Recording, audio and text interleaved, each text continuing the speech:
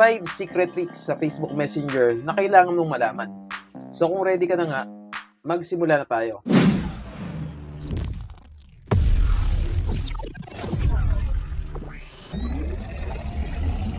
Howdy mga kabady, welcome to my channel, Tricks Buddy PH here. At ang unang dapat mong gawin is pumunta ka dito sa Play Store and then i-update mo lang ang iyong Messenger application if ever na hindi pa ito updated.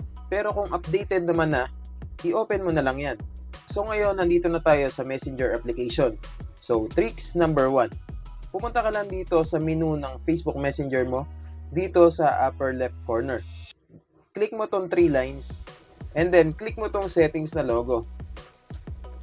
Tapos, dito sa bandang ibaba, makikita mo tong privacy and safety. So, i-click mo lang yan, and then makikita mo tong end-to-end encrypted chats. Okay, so i-click mo lang tong end-to-end encrypted chats, and then makikita mo dito yung security alerts. Click mo lang tong security alerts, and then makikita mo tong view all logins. Pag click mo ng view all logins, dito malalaman mo na kung sino-sino ang gumagamit ng Facebook Messenger mo. At kung saan device or cellphone nakalagin ang Messenger mo at ang Facebook mo. At para mai-log out mo yan, i-click mo lang tong where you're login. So pag click natin ng where you're login, hintayin lang natin hanggang mag-open to guys. Tapos dito pwede mo nang i-log out ang Facebook at Messenger mo na nakalagin sa ibang device. For example, itong Vivo V25 Pro Manila, Philippines. So hindi ko alam to. So ang gagawin ko dito is ila-log out ko. Pero kung hindi ka naman sure kung ikaw ba talaga yan, i-click mo na lang itong not you. Tricks number 2. Punta ka lang ulit dito sa may 3 lines dito sa upper left side and then click mo itong settings na logo. Hanapin mo ulit itong privacy and safety.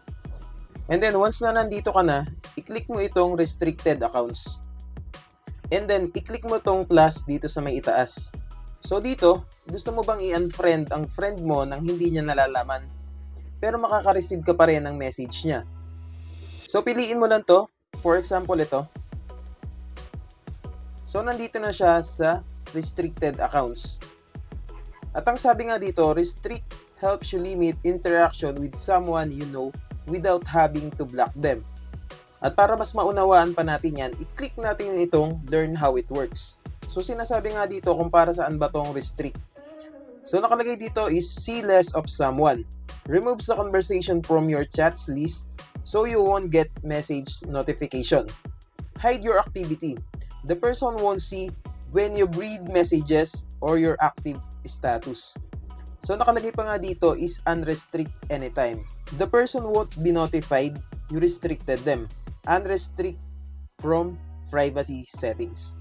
Okay, so anytime pwede natin i-unrestrict yung nilagay natin sa restricted accounts. Okay, so i-click lang natin tong okay. And then para i-unrestrict yan, i-click mo lang ulit tong account na restrict mo. And then click mo tong continue. And then click mo tong unrestrict. Okay, so pwede mo na ulit makita yan sa chat list mo. Tricks number 3. Kung bago ka nga lang pala sa ating channel, tayo po ay nagtuturo ng mga tips and tricks at kung ano pa man na bagong kaalaman na pwede nating matutunan. So wag mo na rin kalimutang i-click yung subscribe button at yung maliit na bell icon dyan sa baba. At kung sakaling magustuhan mo tong video na ito, paki-like at i-share mo na rin. So thank you mga kabady. Anyway, punta ka ulit dito sa upper left side at i-click mo tong 3 lines. And then click mo ulit itong settings logo and then punta ka ulit sa privacy and safety. At dito, i-click mo na itong hidden contacts. I-click mo lang itong add dito sa may itaas. Dito pwede mo nang i-add yung gusto mong i-hide na friends mo pero makaka-receive ka pa rin ng message niya. Pero hindi mo sila makikita sa friends list mo o sa messenger contact mo or sa chat list mo. So pwede mo itong gawin, halimbawa ayaw mong mahuli ka ng jowa mo o ni misis mo or ni mister mo na may ka-chat kang iba. Tricks number 4. Punta ka lang dito sa chat mo at i-click mo ang message. For example, ganito mga kabady. Magta-type tayo ng word na I'm coming home. Okay, so I'm coming home. Na ang ibig sabihin is pauwi na ako. Pero minsan, bigla-bigla na lang yan mag-iiba ng word. pag sinend na natin. So, paano nga ba yan naayusin? At kung gusto mo rin na magkaroon ng number row dito sa may bandang itaas ng keyboard mo, pati na rin yung emoji dito sa may bandang itaas, every time na magta-type ka ng word, ituturo ko din sa inyo yan. Ang kailangan mo lang gawin is i-click mo tong settings na logo. Tapos pumunta ka dito sa preferences. And then dito, yung number row at yung show emoji switch key, dapat laging naka-on yan. Okay, so dapat i-on mo lagi yan para magkaroon ng number row at ng emoji sa keyboard mo. Okay, so paano naman naayusin yung nag-iiba ng word? Okay, so pumunta ka lang dito sa text correction. And then makikita mo na naka-on lahat to. So meron tayo dito mga kailangan na i-off para mawala yung paiba-iba ng word. So kung ayaw mo na may lumalabas na suggested contact sa keyboard mo every time na magta-type ka, mas maganda i-off mo na lang tong suggest contacts.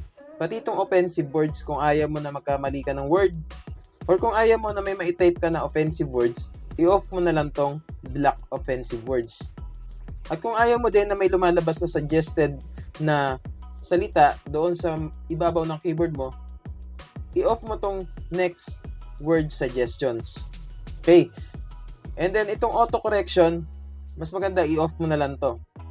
Itong auto space, mas maganda i-off mo na lang din yan. And then itong auto capitalization, i-off mo na lang din.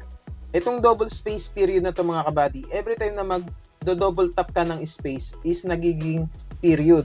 Kung ayaw mo ng ganon, i-off mo na lang yan. And then itong spell check, i-off mo na lang din to. Pati itong grammar check. So i-off mo na lang din yan. So yan guys, makikita mo na naka-off lahat yan. Maliban dito sa show suggestion strip. So ipapaliwanag ko yung kung bakit guys.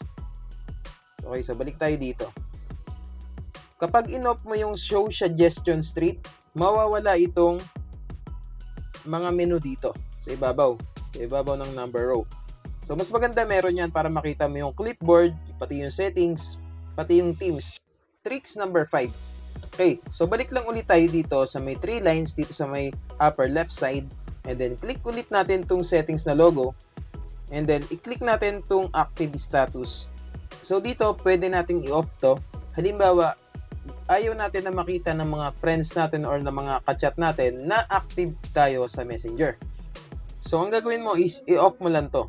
So dito, pwede ka nang mamili kung gaano mo katagal gusto naka-off yung active status mo. So pwede kang mamili kung isi-set mo ba siya for 1 hour, for 8 hours, or until 8 PM.